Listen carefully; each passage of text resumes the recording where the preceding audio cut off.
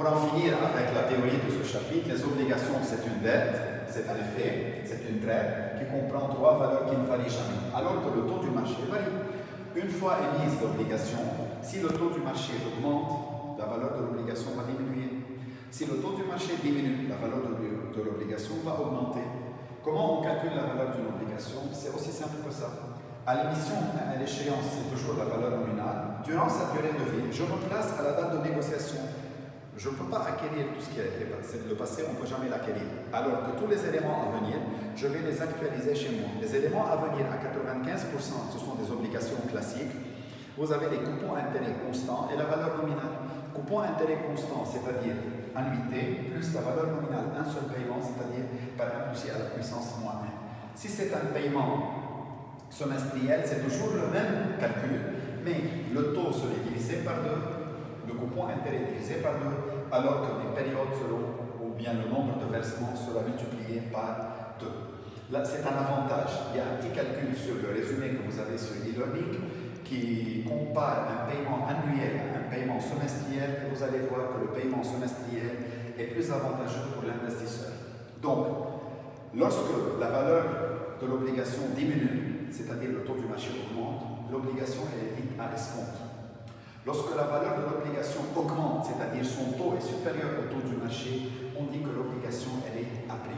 La question qu'on vous pose, tu as investi au niveau des obligations, tu réalises combien de rentabilité? Tu vas lui dire 9%. Bien. Si tu es en train d'acquérir à la date d'émission l'obligation, la laisser chez toi et la même conserver jusqu'à son échéance, lorsque je te pose la question, tu as investi ton argent au niveau des obligations, à raison de combien? Tu vas me dire 9%. Alors, la dernière planche de ce chapitre consiste à savoir si quelqu'un va acquérir l'obligation durant sa durée de vie, et non pas à l'émission. Donc, il va l'acquérir ou bien à 1100, ou bien à 950 par exemple, ou bien à une valeur inférieure à sa valeur nominale, taux de marché à CI, ou bien il va l'acquérir à 1100 si c'est le CI qui est supérieur au taux du marché. Donc, ça a taux de marché à quoi? من taux l'obligation. شو بعمل انا؟ ببيعها 950 بخلص منها. الشخص اللي اشتريها على 950 وتركها معه للإشيانس، شو بيكون عم يربح؟ اكيد مش 9%. ليش؟ Le monsieur qui est en train de la payer 950 et de la conserver jusqu'à son échéance, il est en train d'encaisser les coupons intérêts annuels, oui ou non? Est-ce qu'on lui paye 9% à raison de 950? Jamais. L'entreprise s'engage dès le début jusqu'à échéance à payer les 9% à base de la valeur nominale, indépendamment de l'histoire ou de la balle. Donc, un monsieur qui est en train de l'acquérir à 950 ou bien à 1100 et de la conserver jusqu'à son échéance, il va encaisser les coupons intérêts à raison de 1000 et non pas à raison de 950 ou bien 1100. Et on va lui payer à l'échéance 1000, ni 950, ni 1100. Donc, est-ce que ce monsieur réalise un 9%? Non. Qu'est-ce qu'il réalise? Il réalise ce qu'on appelle le taux de rendement actuel. Qu'est-ce que ça veut dire le TRA et quand est-ce qu'on le calcule? Si quelqu'un investit au niveau de l'obligation durant sa durée de vie, je répète, donc il va tout simplement la payer ou bien une valeur supérieure à la valeur nominale ou bien une valeur inférieure. Ça dépend du taux du marché. Ayant payé 950, بيخليها معهم للإشيانس بيطلع له فايدة à 950? Non. Il va encaisser les 9% des intérêts à base de 1000 ou pas 950.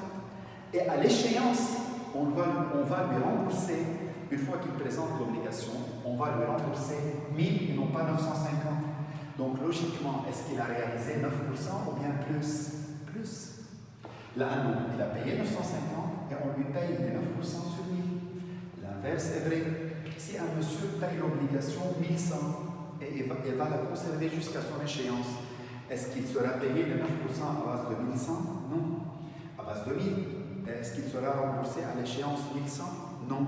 Il sera remboursé 1000. Donc, pour savoir, les gens, lorsqu'ils investissent au niveau de l'obligation durant sa durée de vie, pour savoir qu'est-ce qu'ils réalisent comme rendement, ce n'est pas le CI, c'est le TRA. La formule de TRA, elle est là. On passe à la formule du TRA. Pour calculer le TRA, qui est un pourcentage certainement, c'est le CI, numérateur, CI plus la valeur nominale qui est de 1000. Prix, c'est quoi le prix? C'est le prix que tu as payé, ou bien 950, ou bien 1100, ou bien 1200, divisé par l'échéance. Qu'est-ce que ça veut dire l'échéance? Ça veut dire combien de périodes il me reste.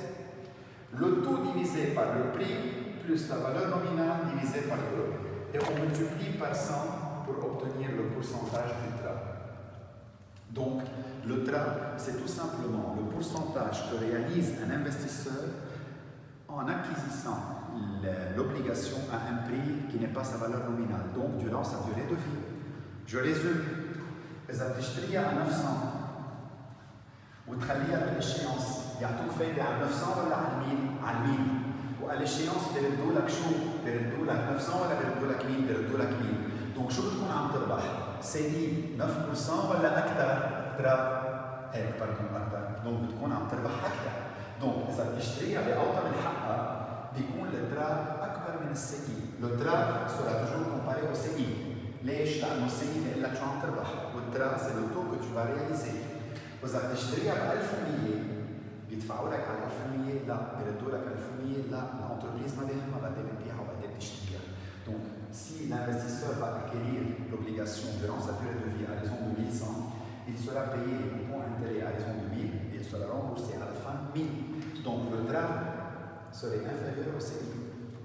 Si la vente se fait à escompte, le TRA serait supérieur au CI. Si la vente se fait à prime, le TRA serait inférieur au CI. Et on va voir tout ça durant les exercices. Merci à vous.